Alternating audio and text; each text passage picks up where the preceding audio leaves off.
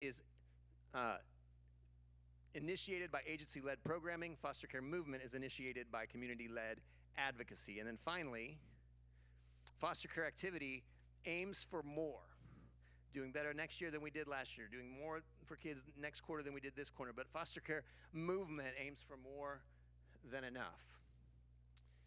So when we talk about more than enough, we have this diagram we use, and the other things below the top, we can get into that another time, but what we really want to focus on is more than enough in 4 areas, those fruit elements at the top of this tree. More than enough foster and kinship families, more than enough adoptive families for every child who needs one, more than enough help for biological families, and more than enough wraparound support for all of these families. All right, so we are going to have our first guest come up. We could go past these got slipped in there.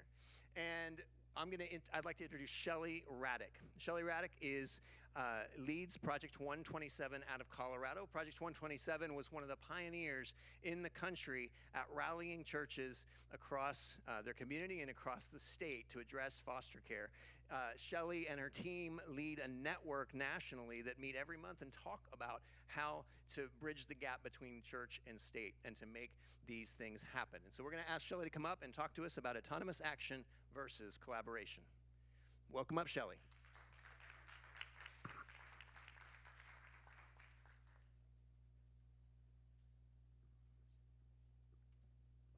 Thank you, Jason. I knew quite a bit about Project 127 before I was invited to join the team about 8 years ago. And as I was talking to people, someone told me that Project 127 had single-handedly reduced the number of waiting children in Colorado from 875 to 315. Yeah, it wasn't a staff or a board member, just let you know that. But I've been around foster care long enough to know that that was like saying a single tree could provide enough shade for every animal in the savannah. That just doesn't happen. That's autonomous action. That's like, being your little clump and taking care of 5 elephants. And as we all know, even if you're just looking at the number of waiting kids in terms of addressing the needs in the foster care system, one organization is not enough. So part of my first 90-day plan was to meet people. I started making a list of organizations that relationships happen between people, not organizations.